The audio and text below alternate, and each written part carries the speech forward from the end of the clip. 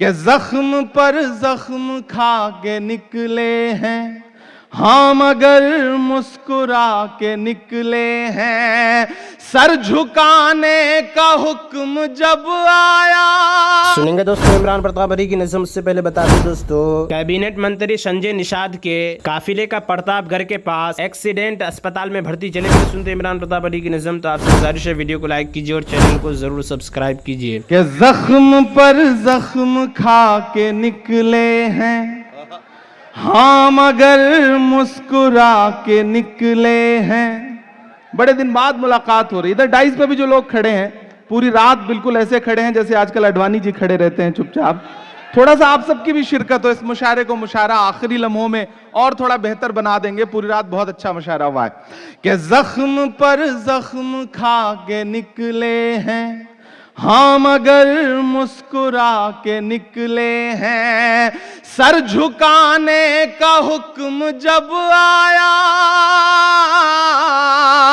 سر جھکانے کا حکم جب آیا، اور بھی سر اٹھا کے نکلے ہیں، نعرہ حق لگا کے نکلے ہیں، نعرہ حق لگا کے نکلے ہیں۔ جس تیور میں آپ نے 10 سال پہلے سنا تھا، کوشش کروں گا کہ اس تیور کو برقرار رکھوں۔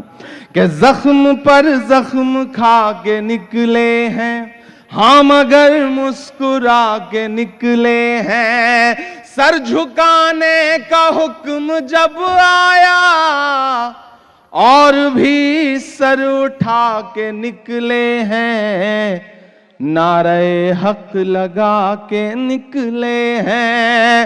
کہ ہر ستم کا جواب آئے گا، دیکھنا انقلاب آئے گا۔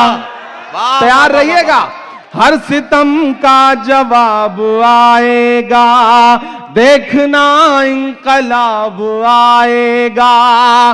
اچھے دن کا کیے تھے جو وعدہ،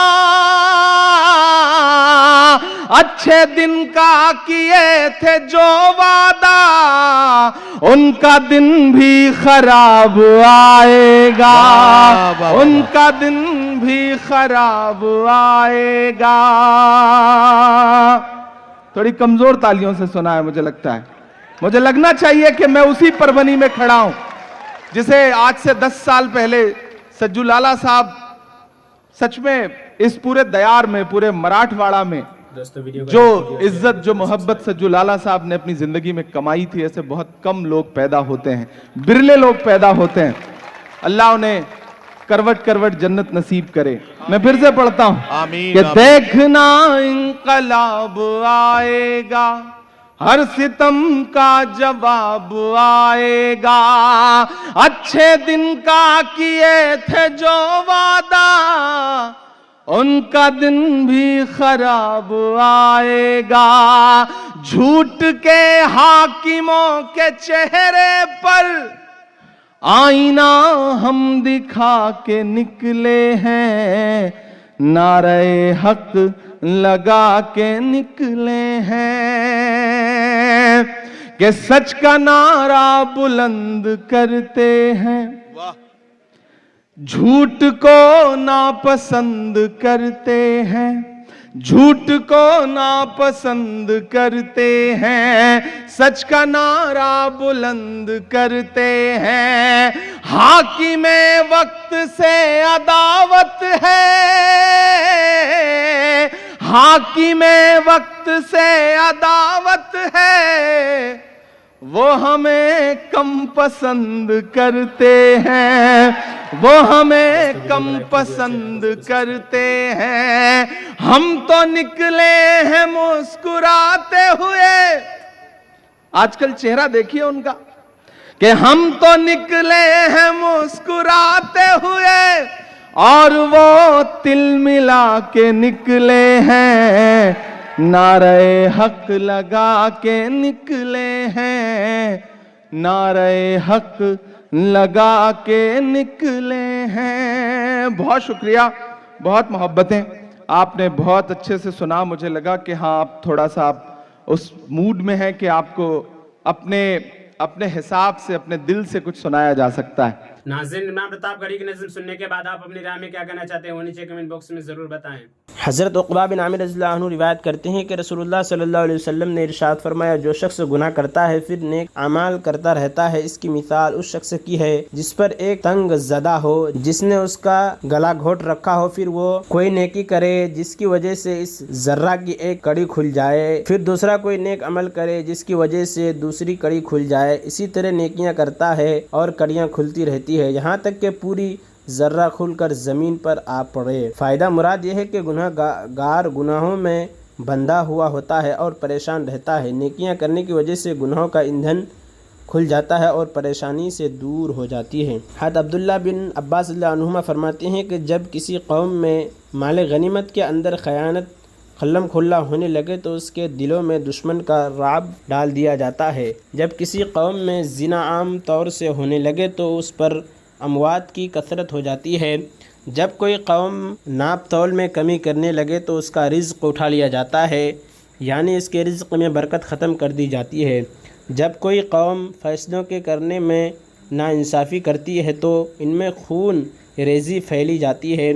जब कोई कौम अहद को तोड़ने लगे तो इस पर उसके दुश्मन मुसल्लत कर दिए जाते हैं। हज़रत अबू हुरैरा रिवायत करते हैं कि उन्होंने एक साहब को ये कहते हुए सुना कि जालिम आदमी सिर्फ इतना ही नुकसान करता है। इस पर हज़रत अबू हुरैरा ने इरशाद फरमाया, अपना तो नुकसान करता ही है, अल्लाह ताला की कसम, जालिम के जुल्म से सुरखा परिंदा भी अपने घोंसले में सूख कर मर जाता है।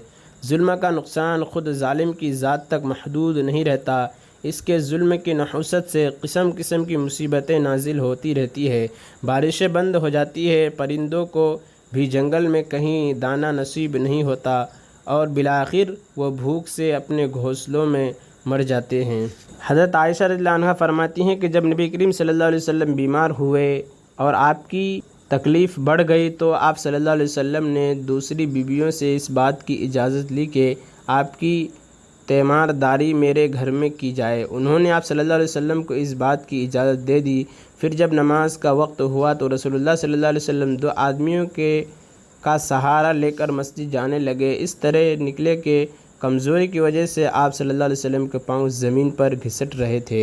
हज़रत फ़ज़ला बिन उबैद रज़ियल्लाहु अन्हु रिवायत करते हैं कि रसूलुल्लाह सल्लल्लाहु अलैहि वसल्लम जब नमाज पढ़ते तो सफ़ में खड़े बाज़ अस्हाबे सुफ़ा भूख की शिद्दत की वजह से गिर जाते, यहाँ तक कि बाहर के देहाती लोग इनको देखते तो यूँ समझते कि ये दीवाना है। रसूलुल्लाह सल्लल्लाहु अलैहि वसल्लम जब नमाज से फ़ारिग हुए तो इनकी तरफ मुतवज्जा फरमाया, अगर तुम्हें वो सवाब मालूम हो जाए जो तुम्हारे लिए अल्लाह ताला के यहाँ है तो तुम इससे भी ज़्यादा तंग दस्ती और फ़ाक़े में रहना पसंद करो।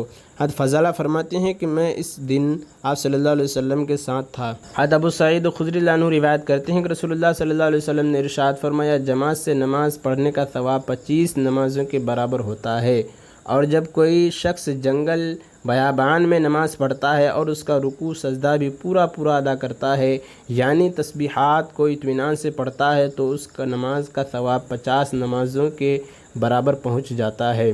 हज़रत अबू दर्दा फरमाते हैं कि रसूलुल्लाह सल्लल्लाहु अलैहि वसल्लम को इरशाद फरमाते हुए सुना, जिस गाँव या जंगल में 3 आदमी हों और वहाँ बाजमात नमाज न होती हो तो उन पर शैतान पूरी तरह गालिब आ जाता है। इसलिए जमात से नमाज पढ़ने की ज़रूरत समझो।